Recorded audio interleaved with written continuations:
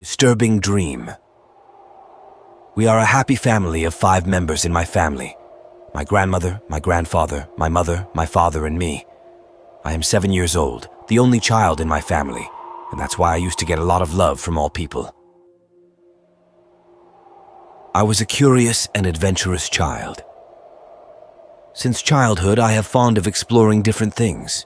I'm not much afraid of spirits and bloody deaths.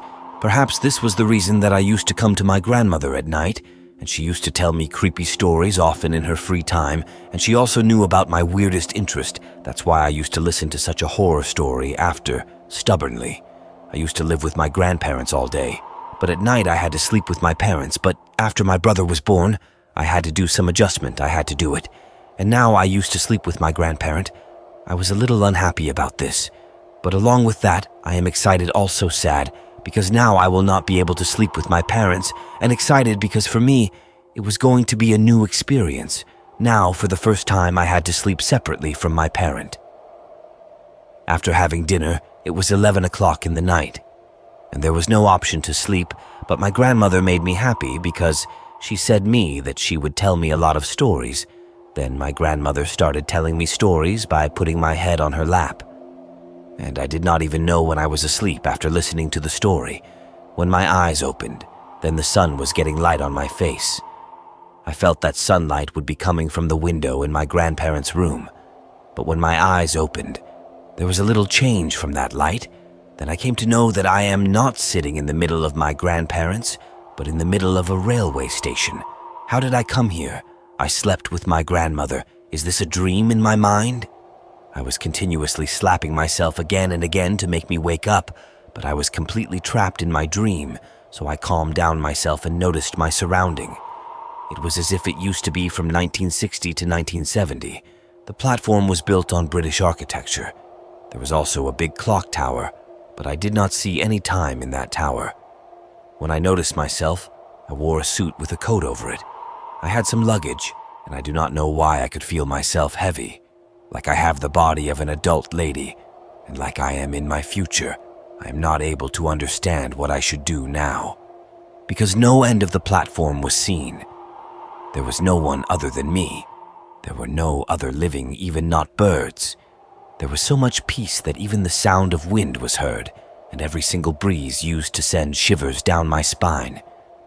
Then I once again looked at that clock tower, and now I could see clock's time. And now it's 12 o'clock, and suddenly clock tower overlapped in a few seconds, and clock sound was so loud that even after covering my ears, I could feel the sound's pain. Then I was also able to hear the sound of a train coming from a distance. Then, after some time, clock sound stopped. Then I stood up on the platform waiting for that train. The train looks like British architecture, and void smoke was coming from the train. Then the train started moving, and it finally stopped at the station. But like that platform, no one was sitting in that train as well. It was completely empty then. I was about to hop on the train, but suddenly an old lady came out. From the other compartment, she was wearing clothes just like me.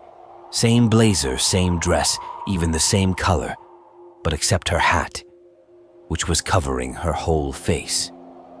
She stood there on the other side as if she was waiting for someone. She did not turn her face towards me, and I walked up to her, but even she didn't show me her face.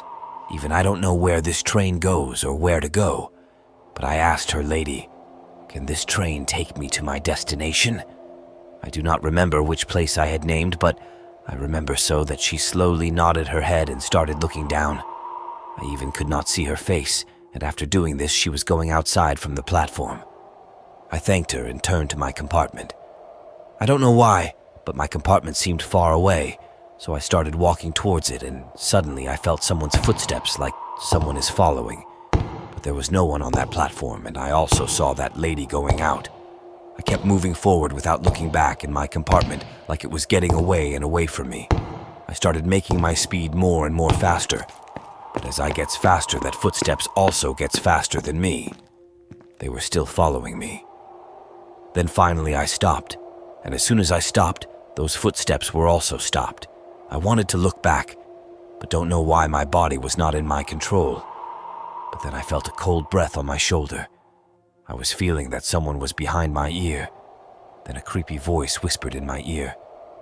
I just started running away from there. I kept running away, but the station was not ending, and those footsteps were also running behind me. I want to scream and call someone for my help, but my voice was not coming out, so I just keep running. And while running, I saw a lamp which was flickering. So in that flickering light, I could see a person behind me whom I might know. And as soon as I was about to reach the lamp, I moved away from the front, and that person straight fell to that lamp. And now I can finally see who was following me. And when I saw her, she was the same lady who wore the same dress as me. But I was shocked that she went out from the station just in front of me. Then how can she come after me? No one was there to answer a single question on a lot of questions. Suddenly, the lady fell there and was dripping blood on her whole face, and the same blood fell on my face too. I touched my face, and my whole hand was covered with blood. And for the first time, I felt afraid of blood, and I started shaking. Her face was completely damaged. Her eyes were popped, but one thing of her was very scary, and that was her creepy smile. She was looking at me with that weird smile. And just in a blink of eye, she started screaming. She screamed so scary, it was so painful, that even today it echoes in my ears. Then I noticed that cut marks were automatically appearing on her stomach area of that lady, as if someone was slicing her skin with a knife. I wanted to move away from there, but I was not able to move from my place even if I wanted to. Even my eyes were fixed on her. My body was not under my control, and I was just standing there watching all this happening for a few minutes. It continued like this, and I kept watching everything unwillingly. Then that lady screamed one last time, and the whole station went silent again. Now she was dead. I was not able to understand how to get out of this situation. I couldn't do anything, but now I was finally able to move from there. I started panicking, and I was just looking here and there. Then I suddenly felt on my right hand there was a knife in my hand which had blood on it. What happened was that my entire body had become moist. I was not able to understand from where this knife came into my hand, whether I had killed this woman. But how could this happen? My hand started shaking, and the knife fell from my hand. Suddenly, my eyes fell on the lady. Her eyes were completely open, and then immediately her neck started tilting with a cracking sound, and the same creepy smile was back on her face. Seeing this, I screamed, and finally my eyes opened. I was back in real life in the real world. I was back in my body, and it was my grandparents' room. My eyes go to the clock in which it was 12 o'clock sharp. Can't believe my eyes. It had not been much time since I slept, maybe 30 to 40 minutes. But that dream felt real. Hearing my scream, my grandparents had woken up, and my parents had also come from their room. There I was, breathing heavily. Everyone was asking me what happened, but for a few minutes my voice was gone. It did not come out, and I kept trembling badly. After some time, when I calmed down a bit, I told everyone the truth that what had happened to me was just a dream, but it almost felt too real. My grandfather was a doctor and a paranormal expert. He also had some knowledge in this stuff. He thought that maybe some evil spirit had affected me due to which I had such a dream. He explained to everyone that he would fix everything by tomorrow morning.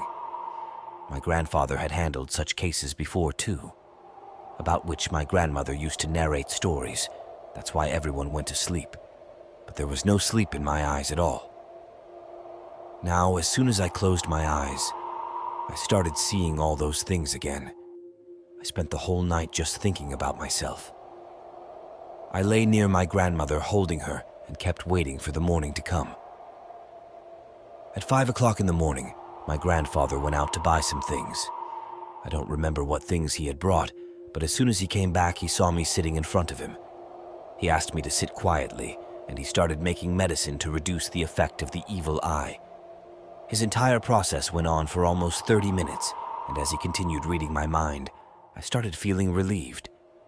My entire body and mind both had become relaxed. But now I was feeling very tired. I started feeling sleepy because I had not slept the whole night, so my eyes closed automatically. My grandmother asked me to sleep for a while so that my body could fully relax. When I woke up, it was almost evening. I slept well, and I did not even have any dreams again. My mother was near me, and Grandma was sitting there and were talking about me, but I explained to them that now I am feeling fine. I was sweating a bit, so I thought of taking a shower, so I went to the bathroom. I took off my clothes, and as soon as I looked at the mirror in front, and what I saw, I just froze in my place after seeing this. My eyes were wide open. I could not believe my eyes.